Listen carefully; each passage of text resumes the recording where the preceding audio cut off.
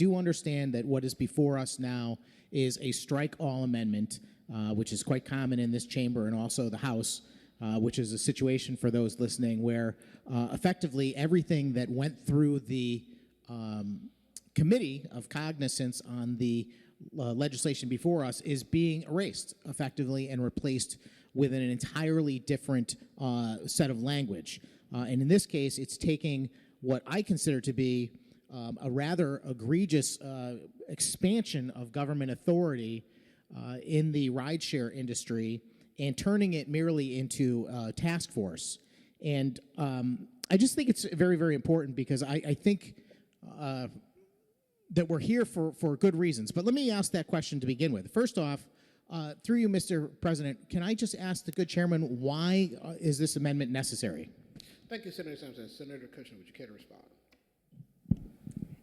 Thank you, Mr. President. Through you, we determined that there were many issues that have been raised about rideshare drivers and delivery drivers, and that it would be useful for us to have a task force that brought together parties with different perspectives and work on the issue, study the issue, to determine what recommendations might be made to a future legislative session. Thank you, Senator Kushner. Senator Sampson. Thank you very much, Mr. President. I appreciate that answer, and I certainly respect the idea that we ought to do our due diligence before we start making policy, but it's unclear to me why that didn't happen to begin with. We started with this bill, which, among other things, would have forced rideshare providers, ironically, in an industry that was created through innovation as a response to what had happened to the taxi cab industry in our state because of overregulation by the government. And yet, the policy was proposed and passed out of the Labor Committee on a party line that would have required rideshare companies to treat their employee or their independent contractor partners as employees, and with very, very strict requirements.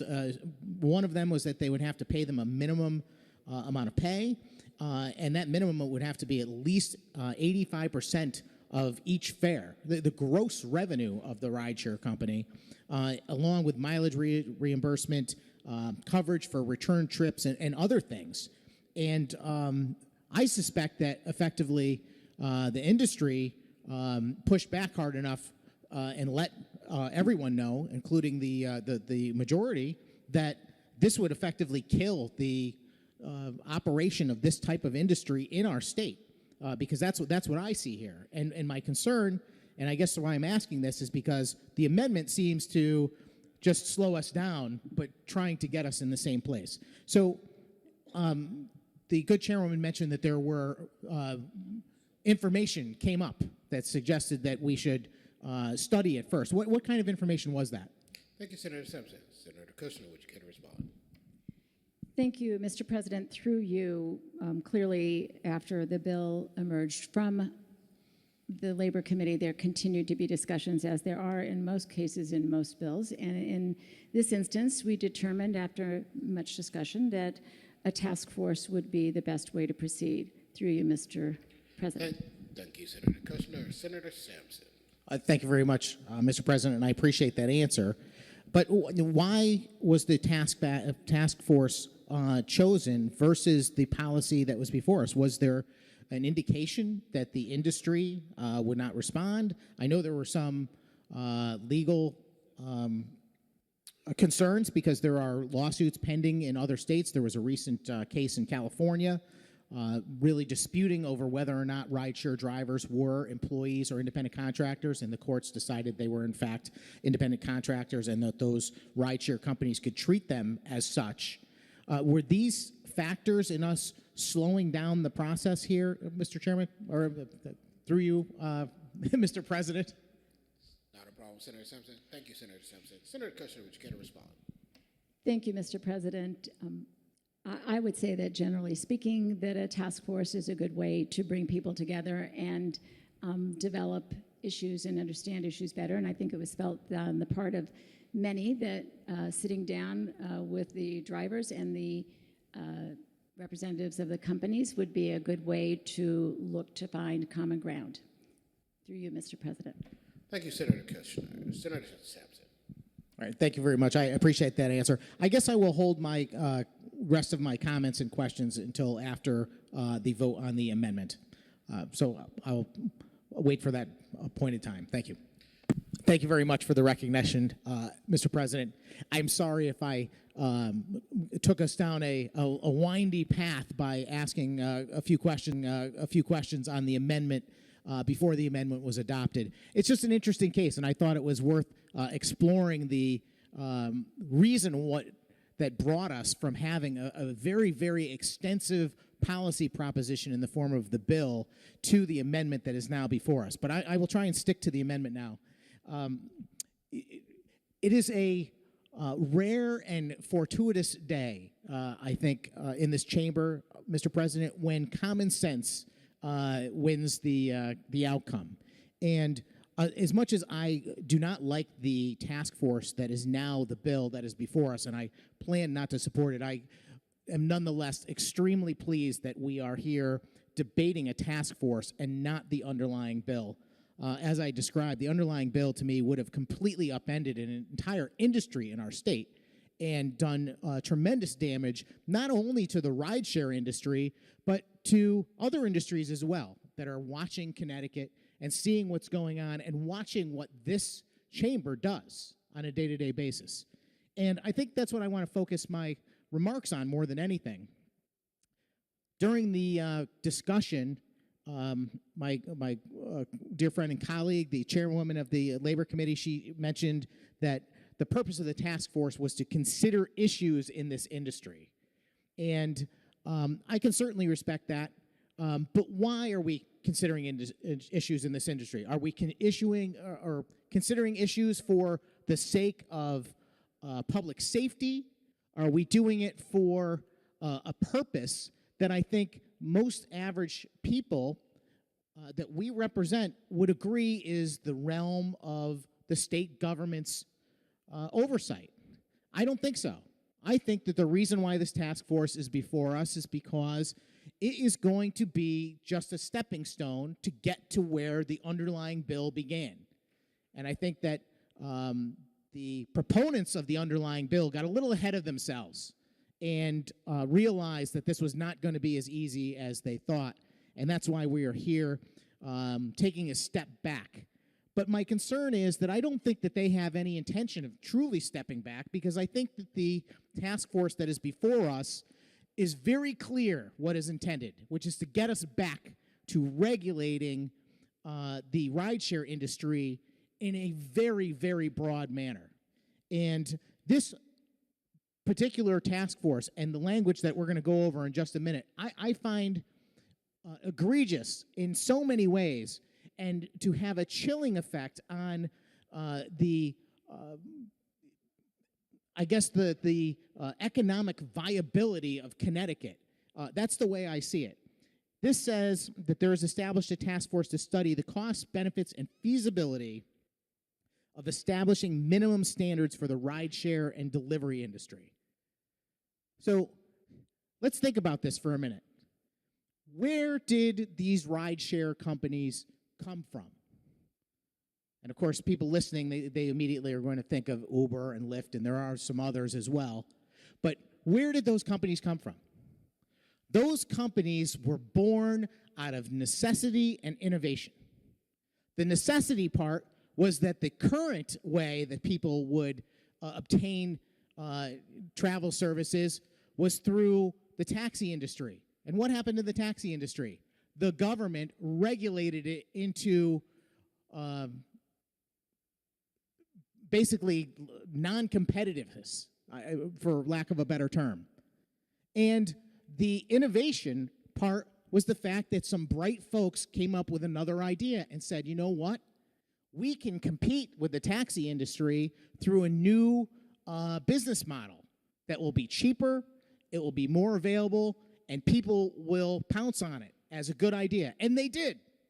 And those rideshare companies took off. I remember reading the stock market reports at the time about the massive growth that those companies were having because of their success in industry. And all of that success was born out of the fact that they were able to try and circumvent the competition, who is subject to so much government regulation and red tape and requirements that they couldn't operate competitively. And they said, hey, we're the new kids on the block, and we have yet to be regulated, so we are going to turn that into opportunity. And what I'm driving at, Mr. President, more than anything else, is that this is kind of the story of America. This is the story of why this is the greatest country on earth. Because there were people throughout America's brief history, really brief history. This is not an old country. We have not been around for thousands of years like other countries on the planet. Within a couple of hundred years, this country managed to rise to the top in almost every industry because of freedom. Because people were granted their rights from their creator, and those rights were protected by the government. That was the creation of America. And that is the mechanism by which people realized that they could make a better way in life if they only used their mind and their hard work to try and make a better way. But look what's happened, and look where we are today. We are in an entirely different place, where the people that wrote this bill, Mr. President, they don't believe in that freedom anymore. In fact, it's quite clear from reading this, they believe that all money belongs to them. And they might just decide how much of these rideshare companies get to keep. And that they have the right to tell that rideshare company how to operate and how much profit they should make and how much they should pay their employees and what benefits they should offer. Every day in this chamber, we discuss bills that are putting new requirements on different aspects of the population. And those requirements have a tendency to divide people into categories, into factions. And then lawmakers have a tendency to pit those people against one another. And this is nothing more than a political opportunity bill. This is a chance to divide an employer from their employees and try and create a faction of people to exploit for policy that will in the end not benefit them. I have some friends that are rideshare drivers, but none of them do it full time. They all do it as a side gig. In fact, I think that's what this industry is referred to as a gig worker economy type job. And there are more and more of those being created through innovation. What's so ironic is that several years ago, when Uber and Lyft and other rideshare companies became prevalent, and there wasn't regulation surrounding them, they came to the state legislature looking to be regulated. And I was on the insurance committee at the time, serving in the House, and I was the guy trying to say, no, don't come here and ask to be regulated. And of course, I think they came here wanting to be regulated because they wanted to have some control over their competition, and they thought that if they could put impediments in place and barriers to competition, that would secure their future security. And I think to this day, the requirement to become a rideshare company means you have to pay some exorbitant fee, which there's no logical explanation for. It's just a mechanism to keep me and Senator Gordon or Senator Ciccarella from starting our own rideshare company. That's what it's for. And it's a sad issue, Mr. President, because it's becoming more and more common. This country was built by people who were willing to take risk. It was built by people who were willing to work hard, to come up with a better mousetrap, to come up with better ideas, and all for their own benefit, sure. But as I've mentioned many times, people acting in their own self-interest is the most moral economic model that we have. It's what built this country. It's why we have the quality of life that we have. It's also the only one that is truly, truly fair, that does not put weight on the scale for people from different classes, races, locations, whatever. It doesn't do any of that. A free economy just says that people engage in commerce because they choose to. And both parties, or many more parties if necessary, or if they're part of the arrangement, they do it willingly because they see the arrangement to their benefit. And that's what happened here. We saw these companies come from nowhere because they saw an opportunity to get into a free marketplace and be able to conduct business. And the people that signed up to be drivers for those rideshare companies, they did it for the same reason, because they saw an opportunity. Say, hey, this is great. I have a little extra time. I can do some rideshare work on the side. Win, win, win, win, win for everyone. Win for the rideshare company, win for the rideshare driver, win for the people that need a ride. Win for the economy. Win for the people that actually are growing their other businesses because they have customers who work for the rideshare company that are making money. Or people that have more money left in their pocket because they don't have to pay so much to get to their job. All of that money goes to drive our economy. But today, Mr. President, there's less and less competition and free markets driving who succeeds. And this scares me. Because what is actually driving businesses that succeed now is the businesses that know how to work the system. The businesses that know how to come to the legislatures across our country, to come up to our federal legislature, and to work a deal that benefits their company and usually blocks out their competition. So it's no longer who builds the best product, who is competing on a level field. It's who knows how to work the system, who knows how to make a deal in the legislature, who knows how to turn their investment dollars not from making a better product, but into doing a better job lobbying for policy that benefits them. It's all very, very scary stuff. It's proof that we are headed in the wrong direction. And the wrong direction is simple. It's every time we pass another policy expanding government. That's the wrong direction. We could have stopped making more laws a long time ago. Certainly there are things that pop up. There are new inventions. There's new industries. I'm not suggesting that there is no policy that we could come up with that wouldn't legitimately impact rideshare companies. But it should be limited to what our scope is, to what we have an actual compelling interest to be worried about. The public safety, for one. But none of this is all about public safety. There's not even a word that mentions public safety in these list of things that we're studying, because that's not what the interest of this government is. The interest of this government is the following things. And I'll name the ones that I find most egregious first. Number one, the task force shall examine and make recommendations for policy or legislation concerning, but not limited to, the following. Number one, standardizing minimum pay for network workers. Well, if the task force looks at this, and if they're honest about it, they're going to discover that if we followed the root of the underlying bill and said we have to pay people 85% of the ride, which is a very short-sighted figure. I would love to know who actually came up with that number and where they come up with the justification for it. Because I'm quite certain these rideshare companies need more than 0.15 of each ride to even operate and function, between their advertising, their insurance liability, the administration, the creation of the application, paying their accountants, for crying out loud, complying with federal and state laws. I'm sure that's more than 0.15. So obviously, this would mean that those the minimum pay for network workers would have to go up exorbitantly.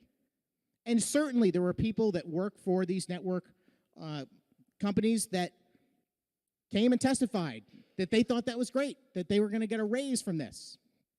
But as I have pointed out many, many times, there is no law that can give someone a raise, not even the minimum wage. All it can do is change the factors that determine who gets what. That's all that can happen. The minimum wage, in fact, is nothing more than a ban on jobs. It's a ban on jobs that pay more than some imaginary minimum. And yes, some people, after a minimum wage increase, will get a pay increase or adapt to a different job that pays more. But that's not the same job paying that more. That job has changed. The old job that used to pay under the minimum wage is gone now. And what we've seen, and I don't want to go too far afield talking about the minimum wage, but just briefly, we've seen what happens is that there's less jobs out there. That places that used to have 10 employees making $10 an hour, now that they have to pay a higher minimum wage, they have less employees. And those workers are doing more. It's like anything. None of us are going to pay $50,000 for a $30,000 car. We just wouldn't do it. Nobody is going to pay $200 for a $100 pair of shoes. And nobody is going to pay somebody $15 an hour for a $10 job. Certainly, they'll recreate a new job that pays $15 an hour, but it's not the same job anymore. And that's my point here. And when you tell network companies that they have to increase the pay to cover these requirements, what happens is they end up having to pick and choose only a small select number of those drivers because other ones will not be profitable for them. So many of them will lose out. And invariably, and obviously, the cost of a ride is going to go up exponentially. And what do you think that happens in the marketplace? Do you think just as many people are going to be calling these rideshare companies for rides when the prices double? Of course they're not. And I believe that if this underlying bill had passed, or this task force creates another one like it, you're effectively dooming this industry from existing. And the reason why I'm going on about this, Mr. President, is not so much about this bill or this one task force. It's about all of it. It's because the more we do this, the less people are inclined to even come up with great ideas like rideshare companies. Because why bother?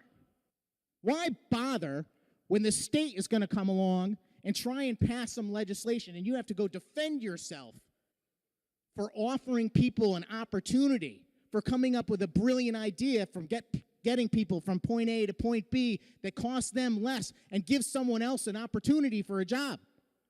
Why bother even coming up with a brilliant idea when the state is going to tell you your brilliant idea doesn't deserve to exist because we don't like it, because we don't get to decide who wins and who loses and manipulate that for political gain? That's the danger. I said I was going to go through this, so let me list another thing. Number 2 is mandating transparency from network companies for each trip or delivery performed by a network worker, including but not limited to providing payment receipts for customers and payout receipts for network workers. Now, I don't know what that's really about, but I don't like the words mandating transparency from network companies. Transparency about what? About what the trips actually cost them? About where they're spending their money? I will remind the people in the chamber that it's their money. Almost every day we have a bill in here that tells people that they can't spend the money the way they want to.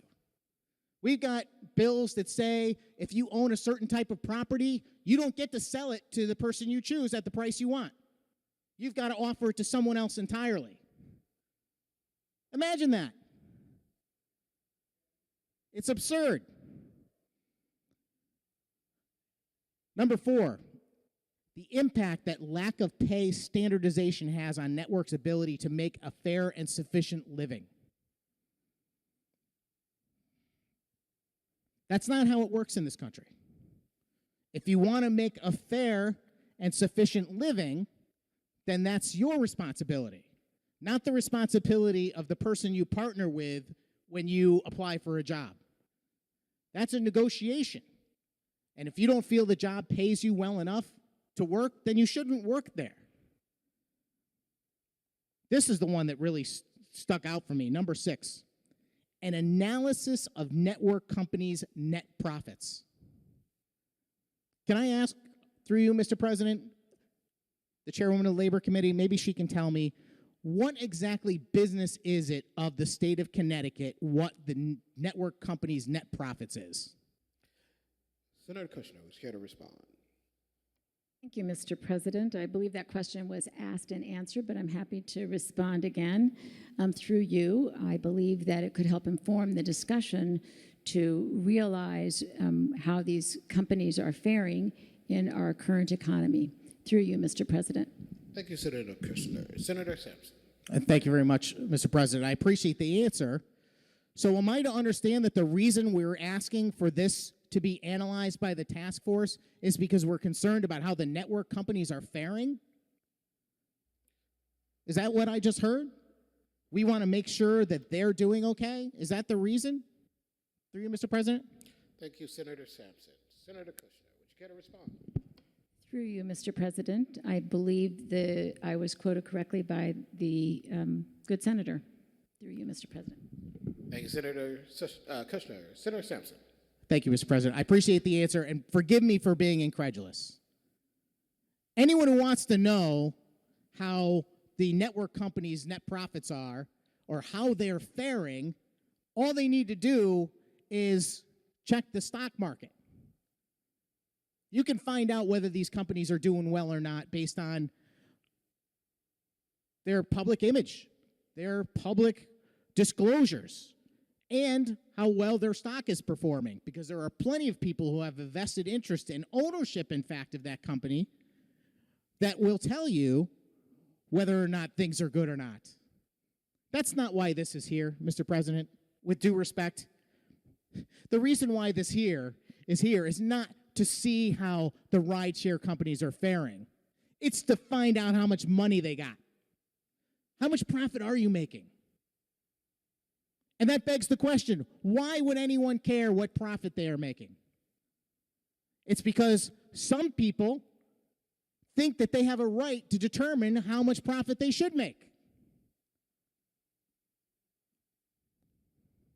Now, I understand we're in 2023, and maybe the glory of free markets and tremendous success doesn't have the shine on the rose it once had, and people are embracing socialism and government being the answer to problems. But I got to tell you, Mr. President, it concerns me greatly, because I don't know that people that are embracing this new path of progressive socialism understand where it brings us. And history does tell us the answer to that. The thing that drives people to create anything of value, that includes a product or a service. They're going to put a pool in your yard, or we're going to create a new medical cure. The thing that drives people to do that is the chance to better themselves. That is the only reason they do it. If you take away the opportunity for people to make money and succeed at things, they will not do them anymore. And don't take my word for it. Just look at history. Look at every country that has tried that path, where the government grows exponentially to the point where it's dictating to the people in that society how much money they are allowed to have, how much money they are allowed to earn, or how much money they are required to pay someone else, or what benefits they have to offer them. The more that happens, the less desire there is to produce things. And the production of things is what gives us the lives that we have in this country, the quality of life. And as production declines, the quality of life declines for everyone, and not just the super rich, as people on the left would have you believe. We can take from the rich, we can keep taking from the rich, we can keep taking from them. And we're going to make it fair. We're going to take from them and we're going to give to the people that don't have as much. That's not what happens. When you take from the people at the top, they will stop. They will stop production. They will stop creating jobs and opportunities. And without jobs and opportunities, there will be less things in the world. Look at almost any product that we take for granted. And the fact that in this country, even the poorest people most of them have a roof over their head. Most of them have indoor plumbing. Most of them have heating, probably air conditioning. Everybody I know has a cell phone. Most people have a car in Connecticut. These things are unheard of in countries that don't have free markets and capitalism. Those things exist because someone said, you know what? I could make a ton of money if I come up with a handheld device that can be used like a computer almost, and we can use it to take pictures, and we can use it as a phone and to communicate. And the fact that that was created means it exists, number one. And if there was no benefit to creating that, there was no money to be made, it never would have been made in the first place. But the fact that it was is the first benefit of freedom. The second benefit is that because people made money producing them, selling them, competing to make better ones, now everybody's got one. Bills like this tell companies, don't come to Connecticut. Don't come here. We don't want you. We want your company to suffer. We in fact think that we're going to regulate how much money you can make because we're afraid you're going to make too much money. These types of policies are very, very dangerous. And people that are short-sighted about them need to realize that the people that are proposing these policies are not doing it for your benefit. They're doing it because it is a way to divide this country, to divide the people in this country into categories and exploit them. To say this is a rich person and this is a poor person. To divide us by class, to divide us by race, to divide us by religion. Any other factor.